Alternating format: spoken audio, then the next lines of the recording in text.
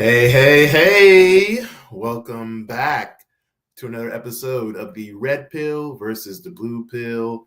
My name is Dr. DeLon Canterbury, the Deprescribing Pharmacist and founder of GeriatRx, along with the Deprescribing Accelerator. I hope you all are again enjoying the start of a new year and that this finds you abundantly well.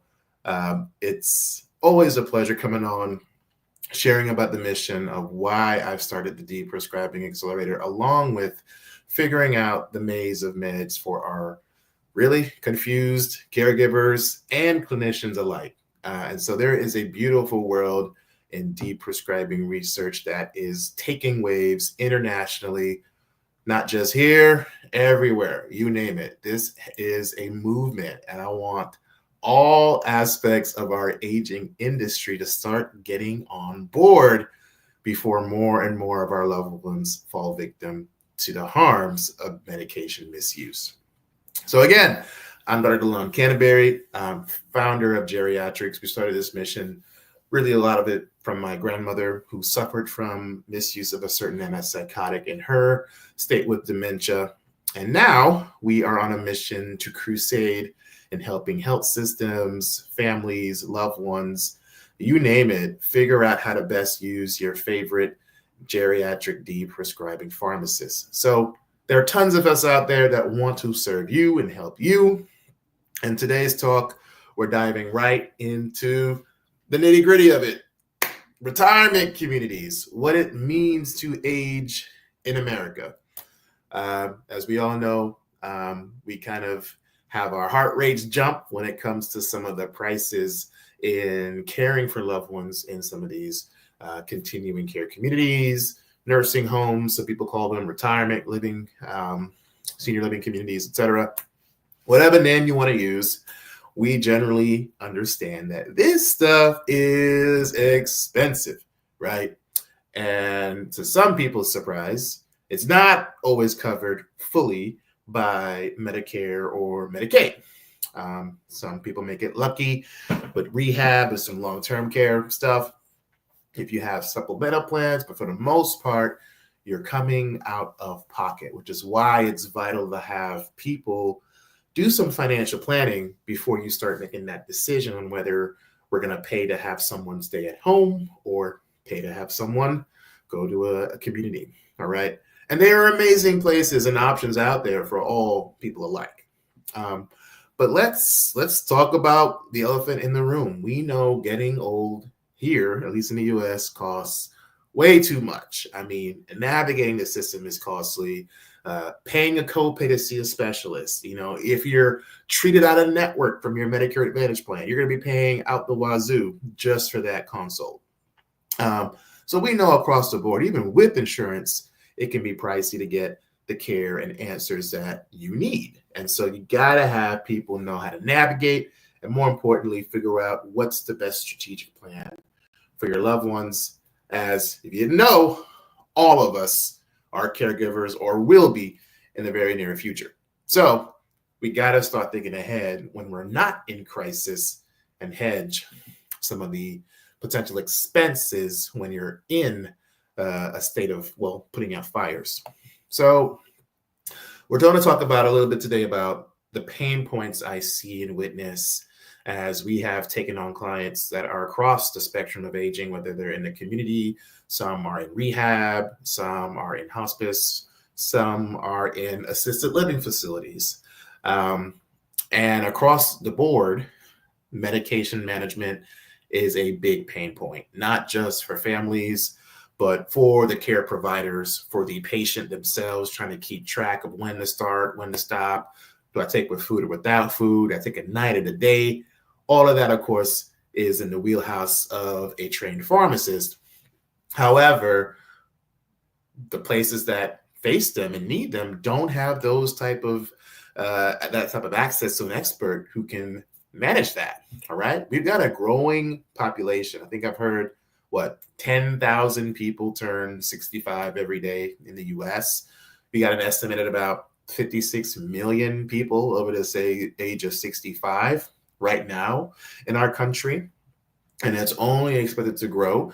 damn near double in the next 20 years. So we have what? Only 1.3 million people actually living in a type of nursing home or community. So there aren't even that many beds available, whether you're independent, skilled, or what have you. So, of course, a lot of people, like I know I want to stay at home as long as possible. That's what the population wants. That's what we all want.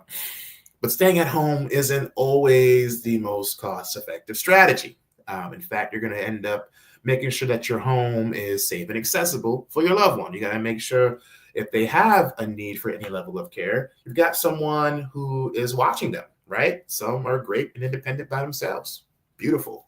Some may need a little help with the activities of daily living, doing laundry, right? Balancing a checkbook, remembering to get groceries, or launder, take care of themselves.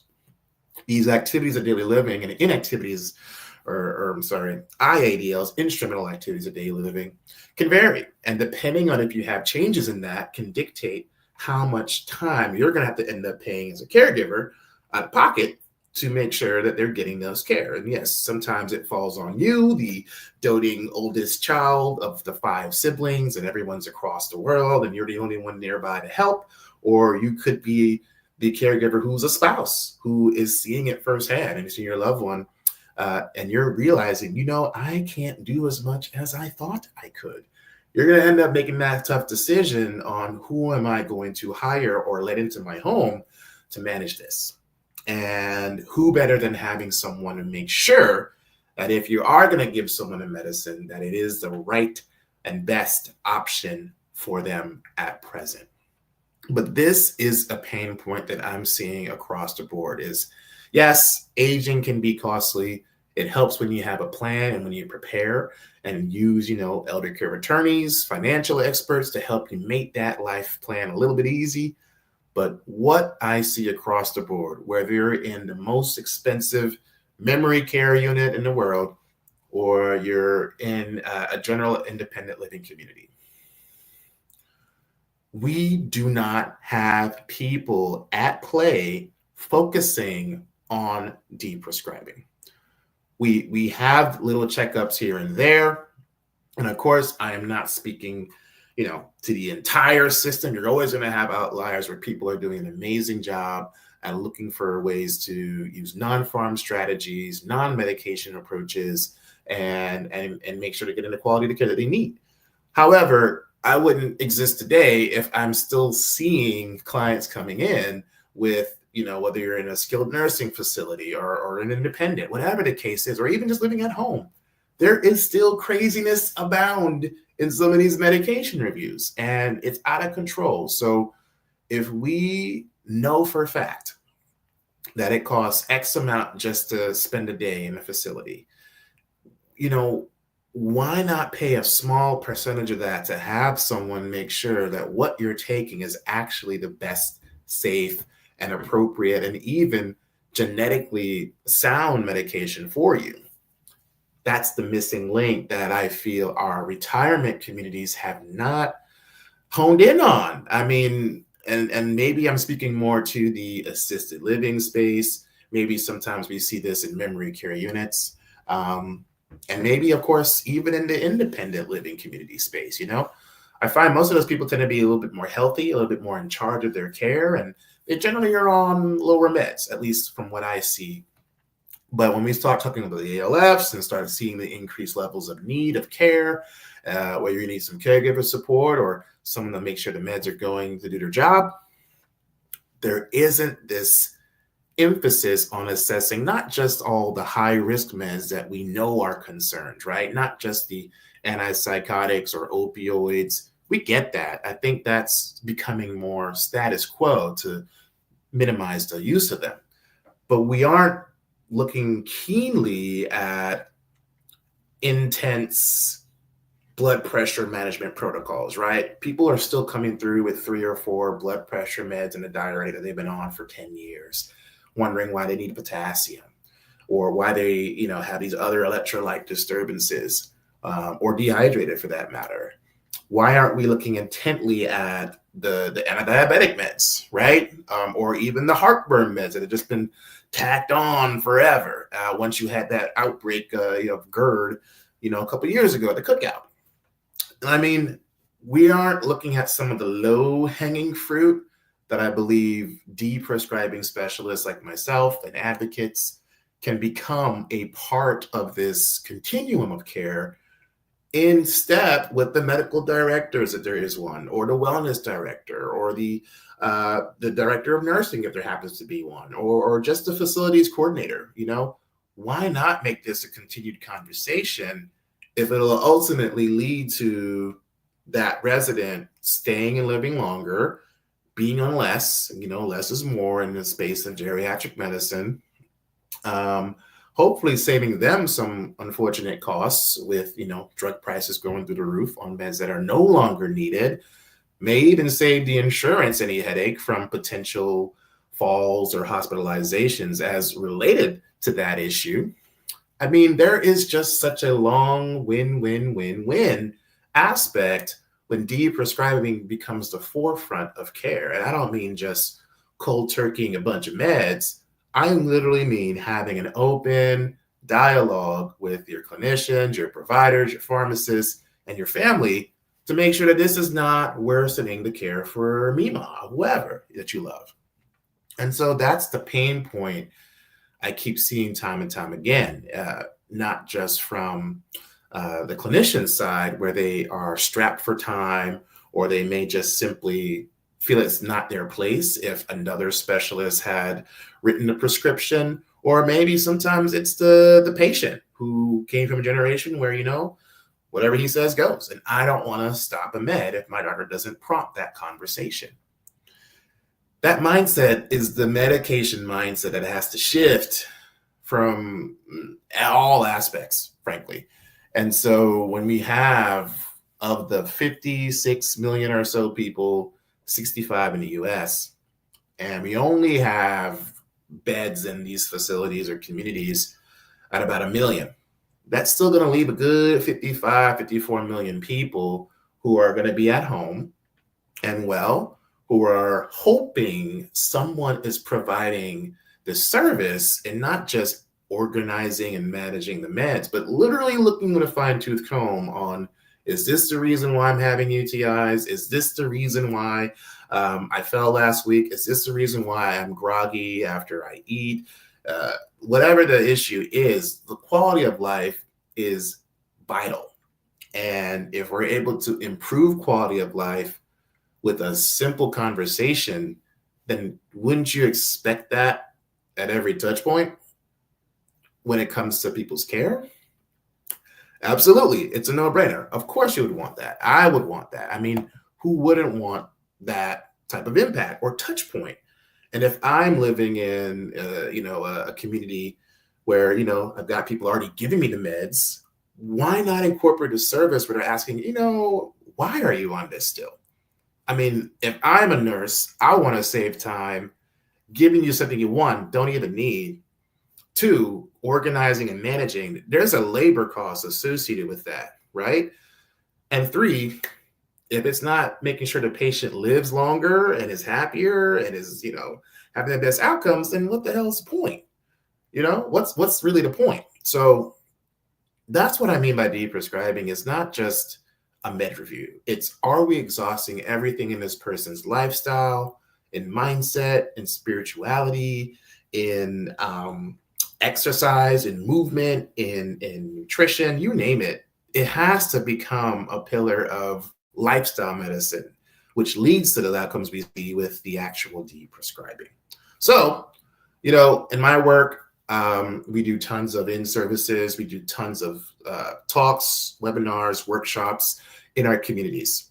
We go to retirement communities, independent communities, dementia workshops, nonprofits for caregivers. It's taking too many meds. Once we got them off, they got better. And you hear it over and over and over. And a lot of the times the conversation is driven by the caregiver or the clinician. Oh, I would say more so the caregiver or the patient, excuse me. And usually it's the patient doing that. But why does it have to wait until a disaster hits for that type of change in behavior or in the use of it? You know, why we have to wait for someone to go into harm's way to make that happen? Well, I'll tell you why.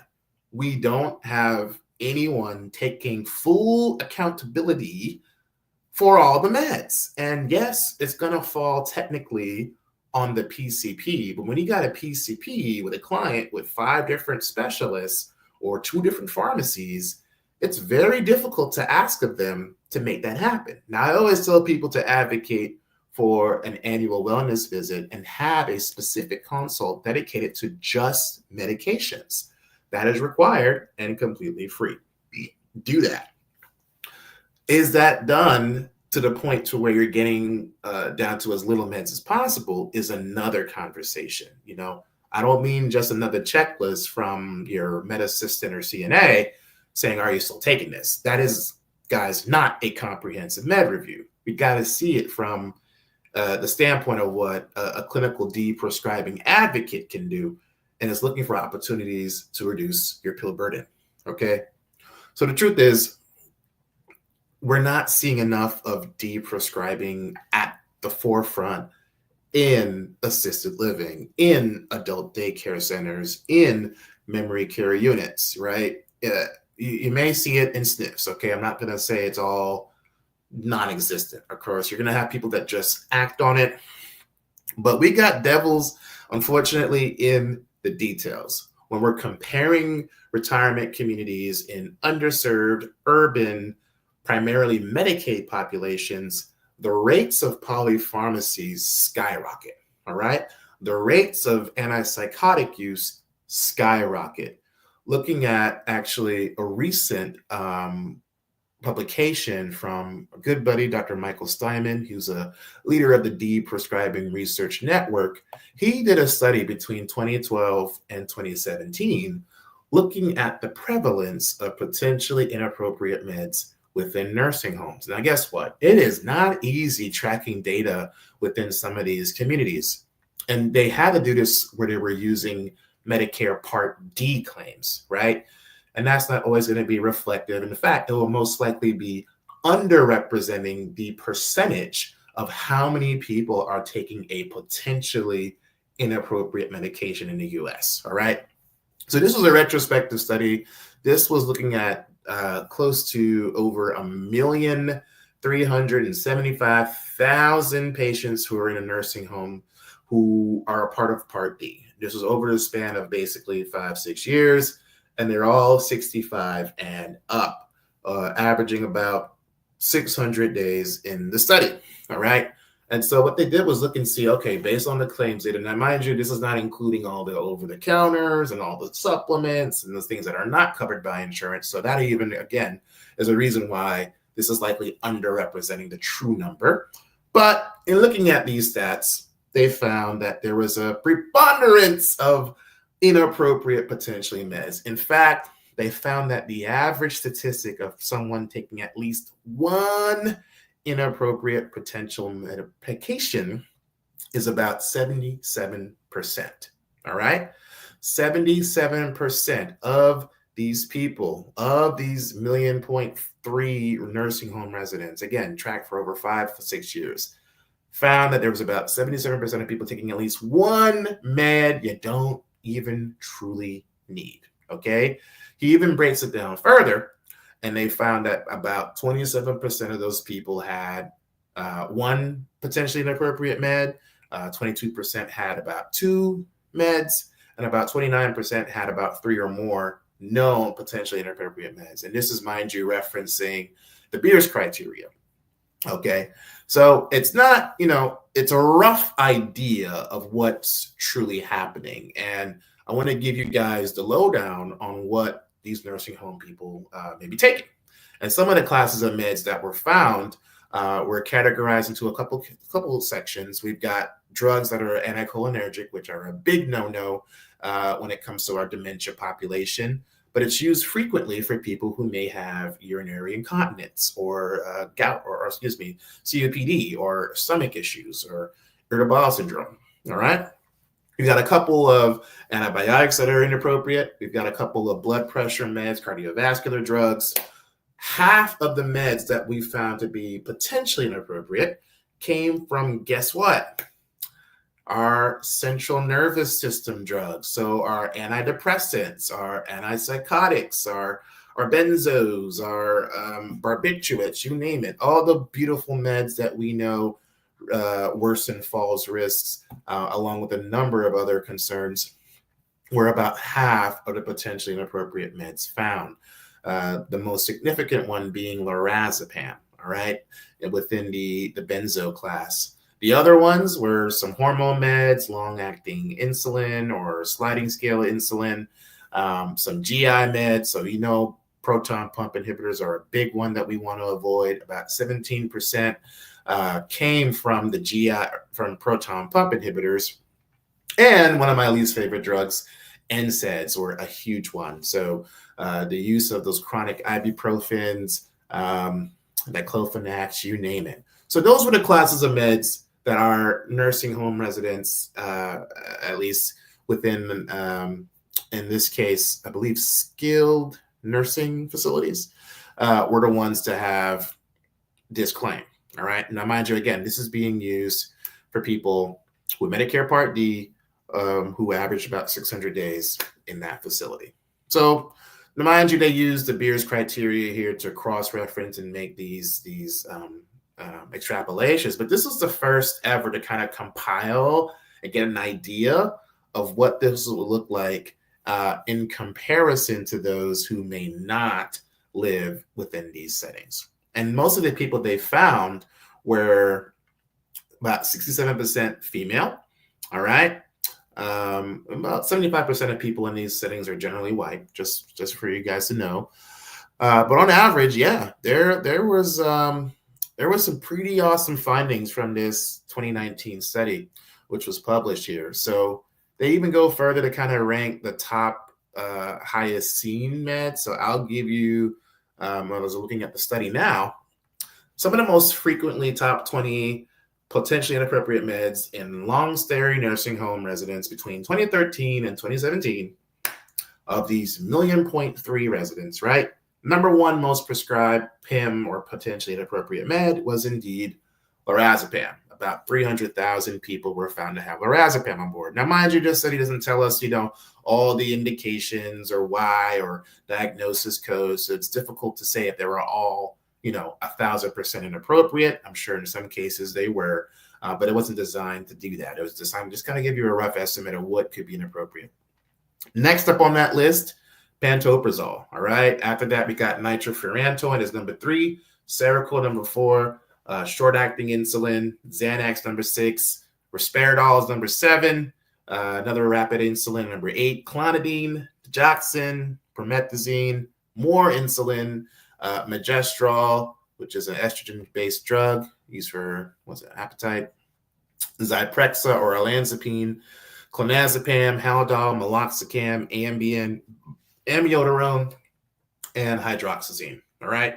So these are the top 20 meds associated, or at least to be potentially inappropriate within our nursing home residents. So I can imagine, right, how many people are actually looking for these drugs, because some of these are kind of sneaky, right? Some of these people, you're going to have an indication of dementia. And it's like, all right, Seroquel for behavior. And it's like, all right, there's a reason, I'm being sarcastic, but how many advocates are housed in these communities and specifically looking for opportunities to work with the providers, to work with the nurses, to work with the staff, to work with the family to address those top 20 meds that I just named out loud? I'm going to pause for dramatic effect.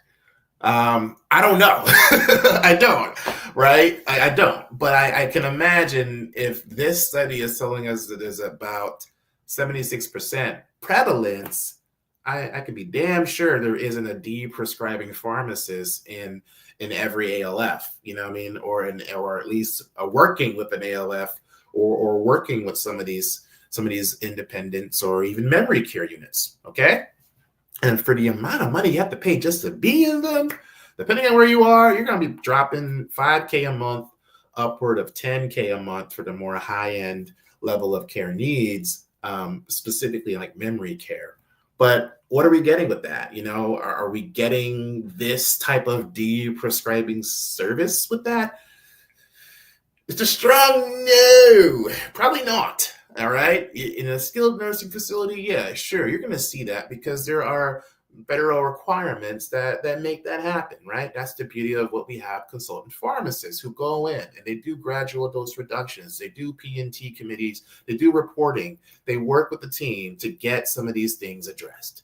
But when it comes to assisted living, my friends, that's where we enter the wild, wild west. All right. And yes, again, not all of it's going to be bad. I'm painting a picture here for the opportunity of where I believe the industry of aging falls short, or at least can see this as a beautiful next step in advancing what us, you know, as geriatric pharmacists want to do. We want to do this. We want to make this impact in the community. We want to bring de-prescribing to become the standard of care. We want facilities to see the value in that. We want insurers to see the value in that, and they do see the value in it, but damn it, we're not getting reimbursed for that, or at least not to the way commiserate to our damn value. So let's fix it. And that's why this has to change, right? If I'm going to be 65 in 30 plus years, I really want to make sure if I'm paying 5 to 10K a month, that someone is going through all of my ish with a fine tooth comb and saying, you know, I think Mr. DeLon probably doesn't need this heartburn med. And yeah, you know, God forbid I keep my faculties and don't have to worry about having polypharmacy in that age, but I want someone who is an advocate for that type of living.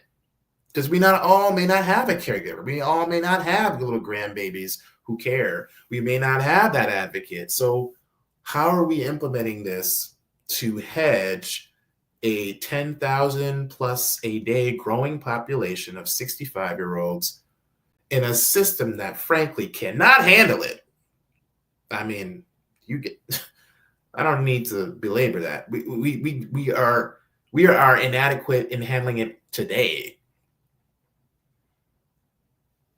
We are. Like, we are. I mean, you tell me as a caregiver that everything went super smooth for your loved one in figuring out where to go, where to get, you know, access to care, where to get, you know, caregiver support, where to get someone who's trained in doing home infusions or lab draws or transportation. It's already designed against our favor. So we got to stop neglecting a fairly low-hanging fruit and implementing something that builds this into their intake. Like this conversation of the meds and can be built into the admission process. And who better than to have a de-prescribing pharmacist or advocate or specialist work in step with the family and the doctors to really set the standard of excellence within your retirement community. And it's happening. It's happening slowly. I don't just speak for myself. I believe this is where healthcare is going anyway. Like, people want less. They want the personalized touch.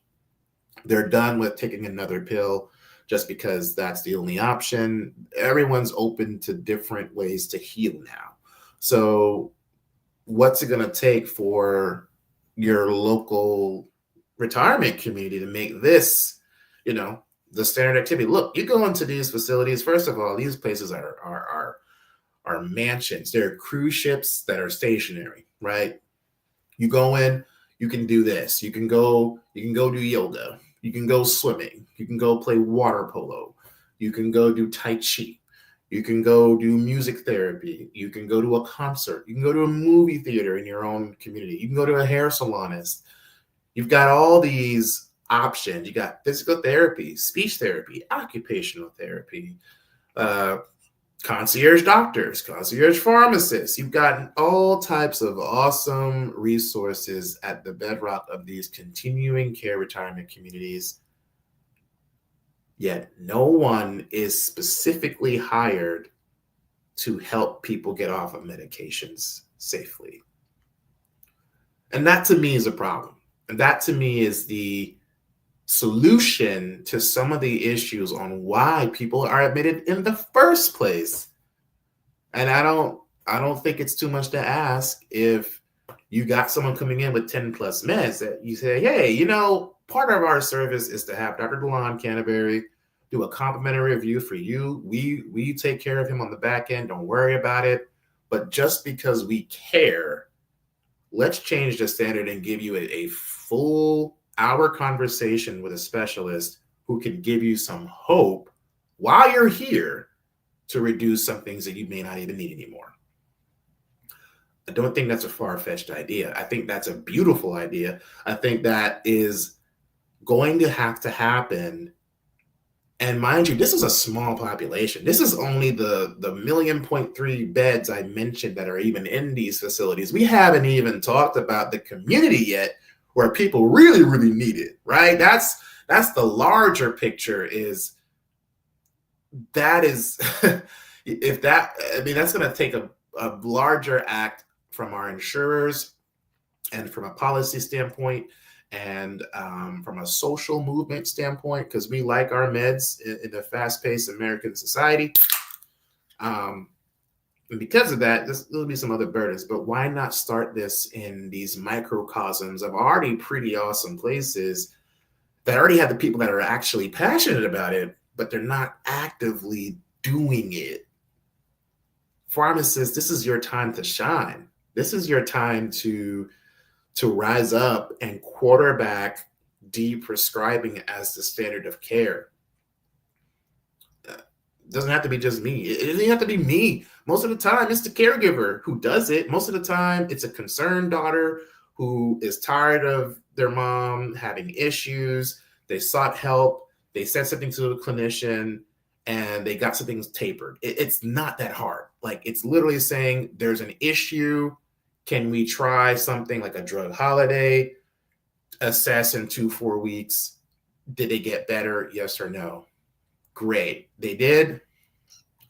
You just saved yourself one less med that you had to pay for the rest of your life, quote unquote. It's not that hard. And that's why I'm like, it blows me, because when I'm giving these talks, I get awesome wins where you've got people who are on 2 meds and they're 96 and they've been like that forever. And it's like the healthiest, most active people you find are on the least amount. And I see that a lot, of course, in independent communities. They're on like a vitamin and one thing. And it's like, boom, beautiful. You're killing it. Keep going. So what the people want and what these communities want is, A, they want their residents to live longer, okay? They want their residents to stay in that community. They want them to have the best quality care. They want a personal touch. They want to feel the warm fuzzies of someone looking out for them. Pretty standard. Who wouldn't want that?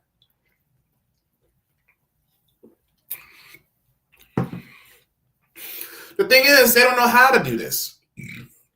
They're not sure who is the best person to be the deprescribing advocate. And I believe it can start with the doctor in-house or nurse. I absolutely believe that. I think it's all a team-based approach. I think it's all fair game to say we can all do it together. But I think there's this unspoken, I don't want to, that's not my scope. Yet and still, it's your scope when it comes to them paying your rent every month, and all they're getting is good food and a place to sleep. Like, it's cool when it comes to that. But when it comes to those extra added services, it can either fall under the pay out of pocket, or, hey, why not take the ownership and build an approach where you've got damn near 330,000 plus geriatric pharmacists who already do this for a minute number of patients in our skilled nursings.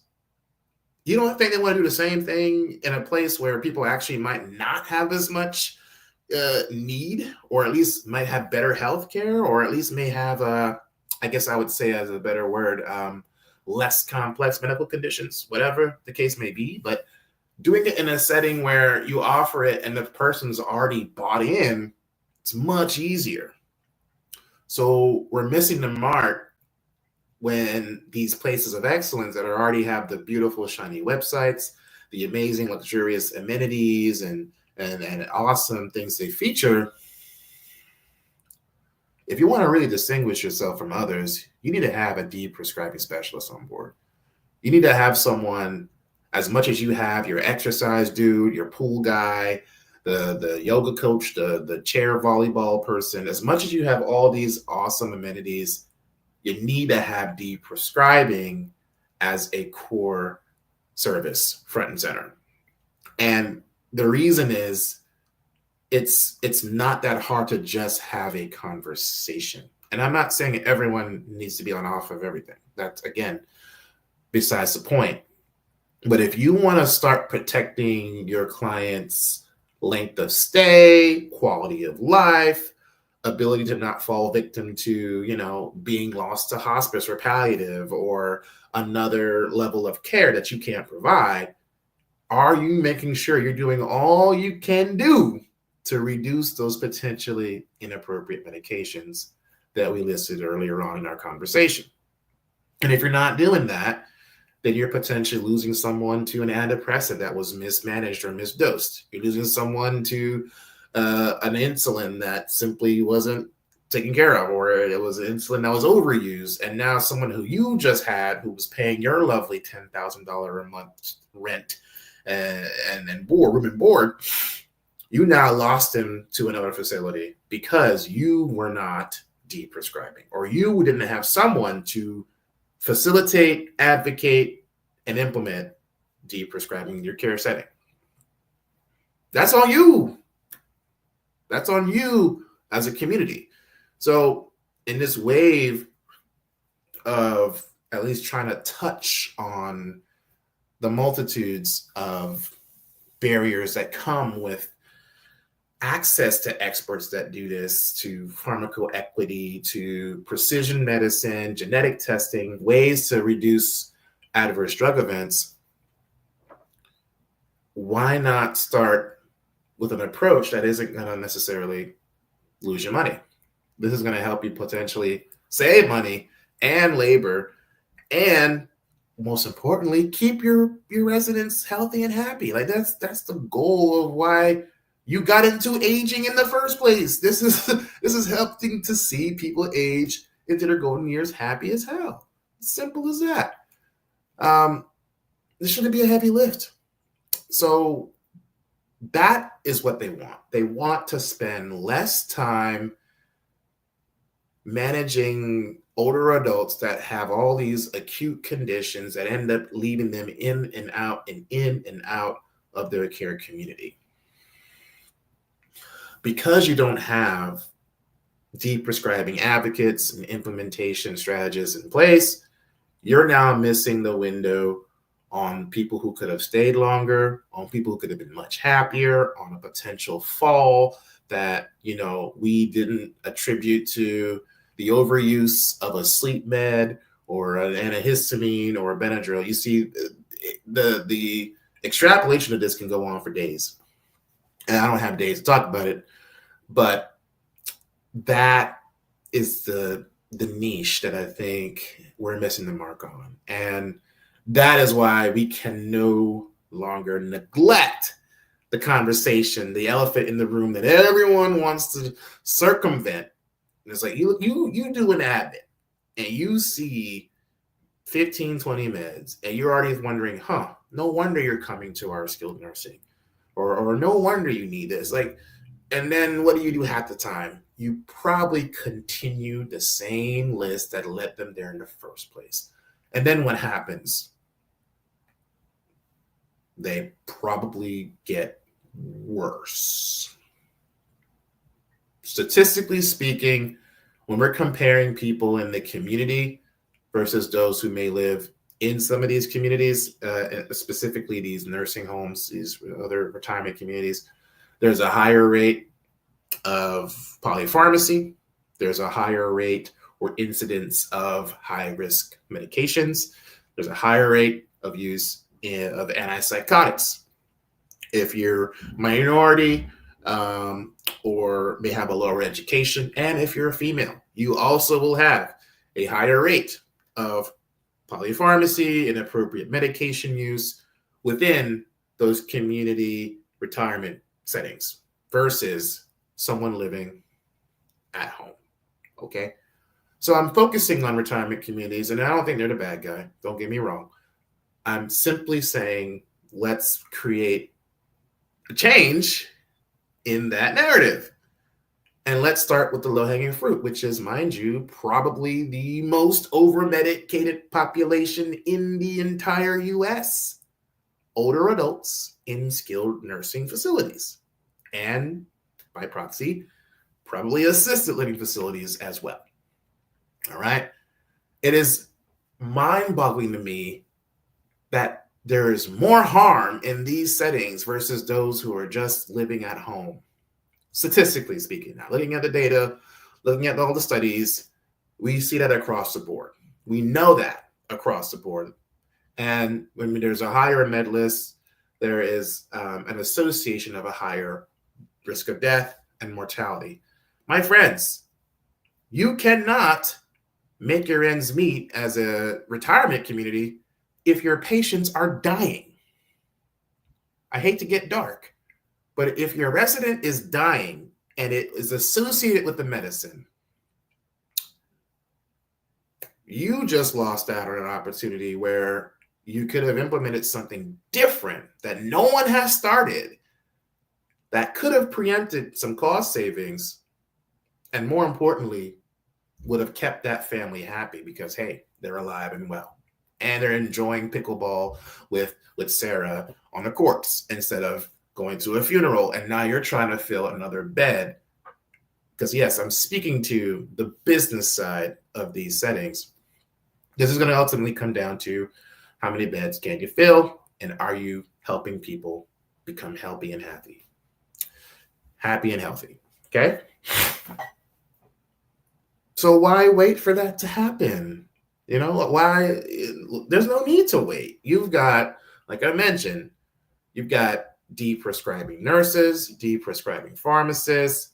We've got holistic healers. We've got a whole spectrum of people that have a gift, and it ultimately leads to a form of reducing an unnecessary medicine.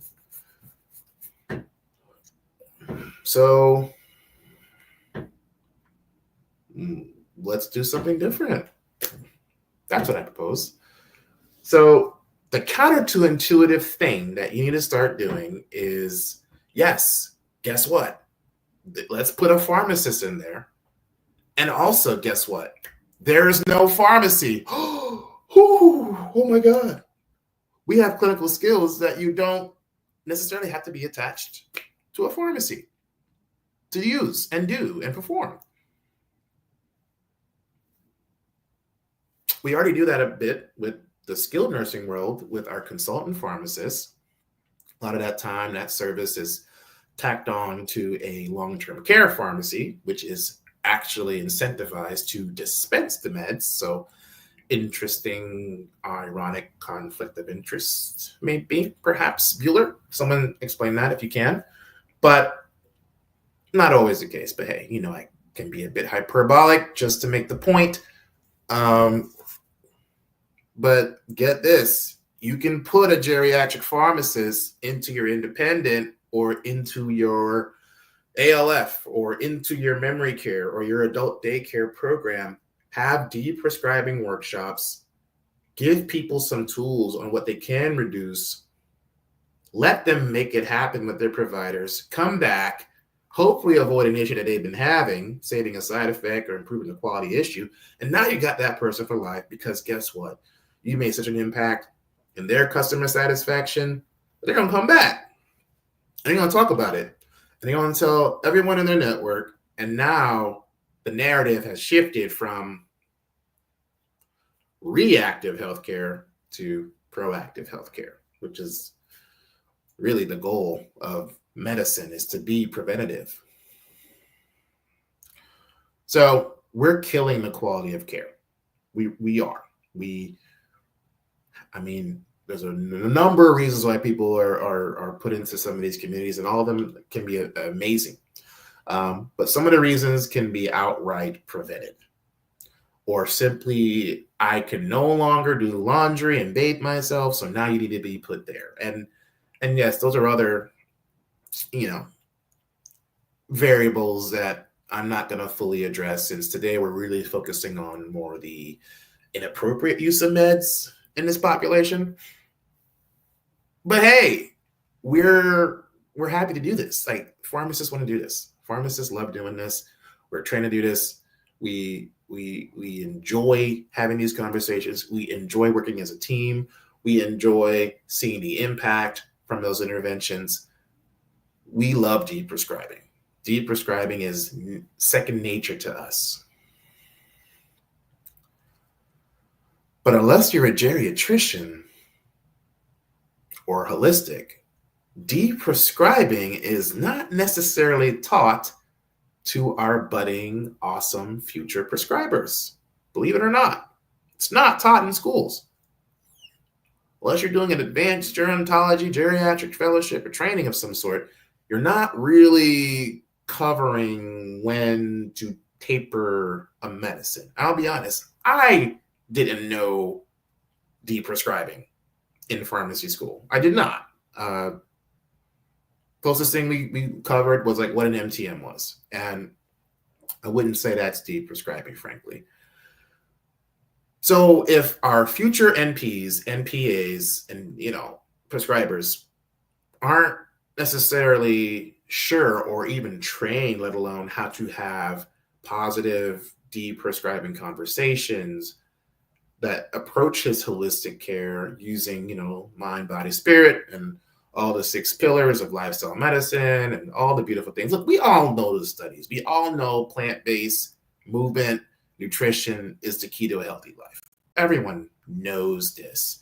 But for people who didn't get the message back in the 40s and 50s, now you're dealing with the repercussions of having all these chronic morbidities and chronic conditions. Now you have to be on some of these meds, right? Some. My philosophy is some. That's it. It's just some. Never going to be against medicine. It's done way too much good for humanity to be against it. I am against the flippant use of it for any old issue. If you say your knee hurts, that's all. And that's what I'm purporting to be the new standard of aging, is using what we already have as talents and putting it in a setting where everybody wins. What's the harm, right? So we already have a lack of training. So the counterintuitive thing for these communities to do is to start hiring deprescribing specialists. It's to start hiring people or even just a contract, just to go over your most intense cases and change one thing at a time and see if it works a bit different than, the status quo, where we currently still have 76% potentially inappropriate meds in that population. That's just a thought, let's just do something a little different. Don't think it's that difficult. So that's one approach. There's several. It's going to take an interdisciplinary team to make it happen, right? You're going to need a social worker who understands that this is a resource in the community. You're going to want people to care coordinate. You're going to need people to actually navigate the monitoring and follow up with the deprescribing implementation. There needs to be clear communication with the providers, which may be outside of the retirement community. There needs to be buy-in from the family and the patient. There needs to be an attitude shift in the medication mindset of the organization. And there are tons of them that already exist. There are tons of holistic practices. There are tons of, non-pharm memory care approaches. There are tons of people that use music as therapy. There are tons of people who do aromatherapy. There's so many ways to make it happen. Just do it. And I don't think it's as hard as we're trying to make it out to be. I don't think it's as hard. And then do it where you get better care and you can get paid to do it. You can still make revenue. It's not a cost if it ends up helping your community have an average lifespan that increases from that service. It'll take some time to prove that. Don't get me wrong. We like our numbers, but we already know that the more meds people are on, the more likely there is to be harm. Let's challenge that. Let's do something different. So that to me is the solution. And there are a couple of ways to approach that. I don't think this needs to be a gargantuan lift. I think sometimes you can start with just one thing, and one subgroup of people that may live there or experience it. It just takes an attitude, maybe even a policy change if you've got the means to do so. And I think that's where all the magic happens. I mean, look at the wonderful work that the 4M's mnemonic, aging-friendly mnemonic, is putting now globally, right? Simply asking our clients and caregivers what matters most, how are we preserving mobility, how are we preserving their mindset, how are we making sure the medications aren't causing any harm? And in some instances, people say, how are we managing multi-complex, conditions? But asking those questions and then leading that into the conversation of your framework and how you implement deprescribing is the bedrock of care, because it's already leading with empathy and it's leading with the goal of, we're doing this because this is what you want us to do. This is what you desire in your golden years. So let's do it. Let's do it. Oh, let's do it. It's not that hard. It's really not. It's really not that hard. And I think that's the fun part about what I do on a day-to-day basis. But that's the only way I see us trying to curb 750 seniors that are sent to the ER because of a medication every day in the US. Every day.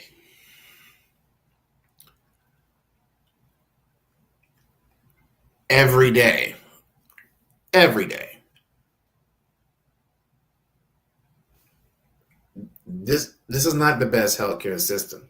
And I don't know about you, but I plan on dying attempting to reduce that number. That is my passion. That is my goal globally, is to make that number 700 maybe before I pass.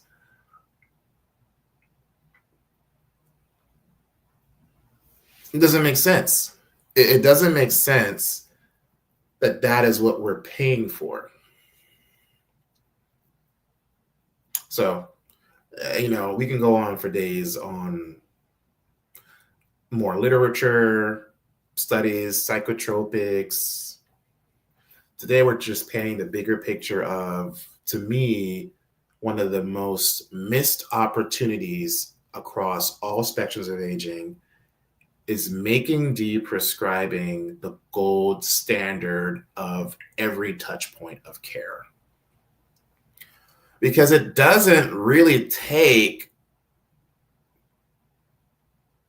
it doesn't really take a prescriber to make that happen. Now, yes, you need the final permission, but to have a conversation is literally having someone ask why, or have you looked into, or do you think it's working? Do you think this is helping you? Leaving notes for someone else to talk about. I mean, like I said, we go to these communities, we do presentations. 90% of the time, it's the patient who's distraught and concerned about a symptom that they present to a clinician, and then something changes.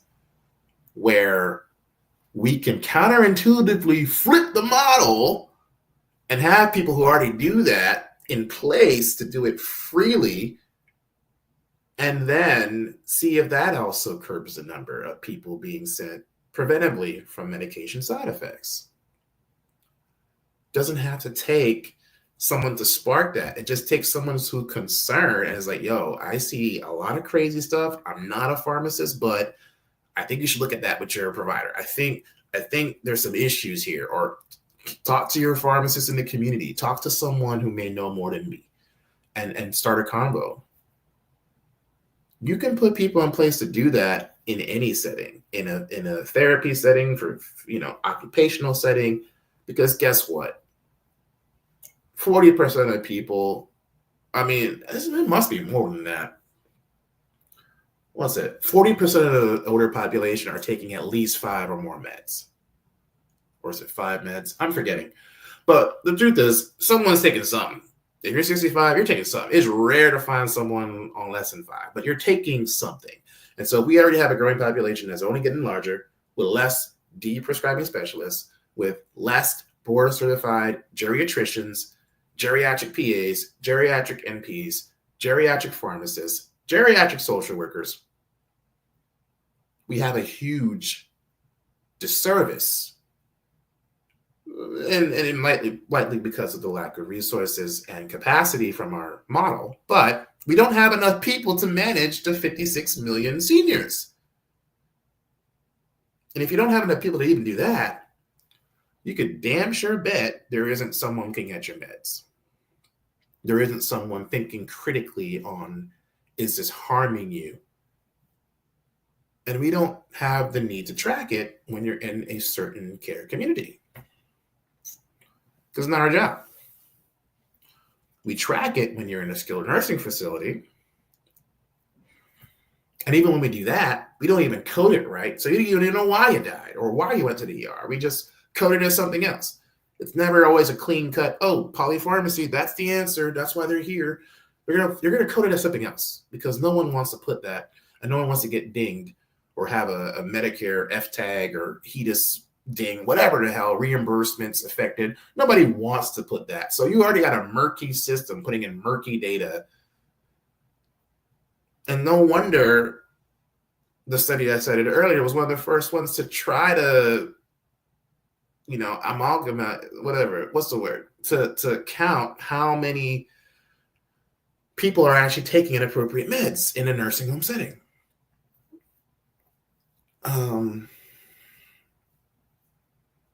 Yeah.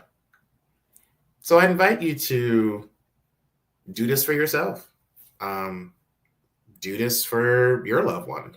Just, ask some of those key questions.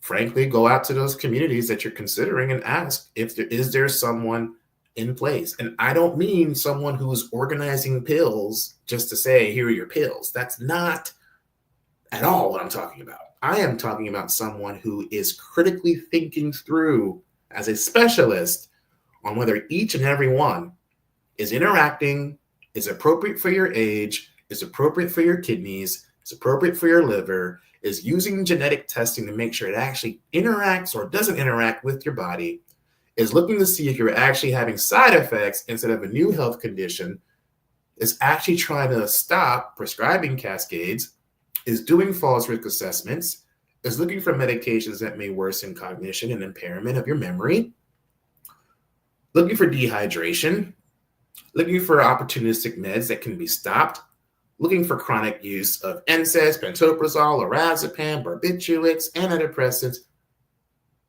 Get my point. Is someone doing that? Then you don't have a deprescribing specialist. And that's where we all can become advocates, just for a conversation. But hey, it starts with your pharmacist. It starts with your deprescribing expert. If you got people in mind, we can do that for you. We do it already as a service in the community. We're going to continue doing that until the wheels fall off. That's the mission. So don't be afraid to have those positive convos, right? I mean, prescribers want their patients on less meds too. This isn't a territory war. This isn't a blame game. This is a systemic issue. This is a systemic healthcare crisis. We still have adverse drug events as one of the top leading causes of death in this country and in the world. That's still an issue. And they need help. We cannot put this all on providers. That is not fair. That is not fair. That is not even appropriate. You can't do that. This is a system issue. And they're doing their job just as much as other clinicians are doing their job. They get all the blame and flack. It's not fair. It's what it is. But we can do it together. And that's what I'm inviting all of us to do today is let's address this elephant in the room together. We all got this. And let's make it fun. Let's make it fun. I mean, there's already great, amazing work being done globally, researching this in different care settings, sometimes for a specific drug, sometimes for a specific health condition, sometimes it's for, looking for people that are already frail. Prescribers want this. They do. A lot of the times they are strapped for time to just do their jobs. And so until someone is quarterbacking that with them to take off their load and their plate, it can really make their lives easy when their patients are winning, their clients are better, and then you've got a team of people like deprescribing experts like myself who are in step with them. So there isn't as much as a heavy lift, because it is a heavy lift when it comes to systemic implementation in a healthcare system. But in terms of a philosophy and a movement and a question to ask, it can be done. I'm super hopeful. And I mean, it will be done. We're doing it. We're going to do it each patient at a time, each organization at a time, each nonprofit, each facility, each community, each provider at a time. That's the mission. That's my mission with geriatrics. So we're building this team to make it happen. So I hope today was insightful. Again, we're not here to cast blame on communities. We're here to emphasize a systemic issue that has substantial after effects, because we're all going to be caregivers. And if we don't have something in place from a system standpoint and from a policy standpoint, we're missing the mark on avoiding preventable harm from drugs, straight up. So much love. Thank you guys for tuning in and commenting. Let's keep the deprescribing movement going. We are gearing up for another cohort of the Deprescribing Accelerator. So we do have a link in the comments and in the profile if you want to schedule a way that you want to be a part of our movement as a clinician or as a community. We provide a 15-hour live CE training on deprescribing strategy implementation. We'll train your people, your social workers, your your pharmacists, your advocates. We'll train them how to have this type of implementation and had to have this type of impact. That's the goal. Everyone needs an advocate, right? So check us out. Applications are rolling. We are going to get launched for this cohort in February. So if you want to learn more, we do interviews. We do screening interviews. Schedule your Deprescribing Accelerator applicant link. And in that link, you'll be able to choose a time where we can talk through, your passion. Is this in alignment with you? Is this something that you have the bandwidth to implement? And are you looking to make a way to monetize this service while helping older adults? If you click those 4 things above, you may be a good candidate. So interview us. We're going to talk to you and see if this is what you want to do. And we'll put it into action. All right. So Dr. Delon Canterbury, the Deprescribing Pharmacist, signing off. Thank you for tuning into the Red Pill versus the Blue Pill. Check us out again next week. We'll have another episode detailing ways that we can make this happen together. All right. Take care. Talk soon. Until next time.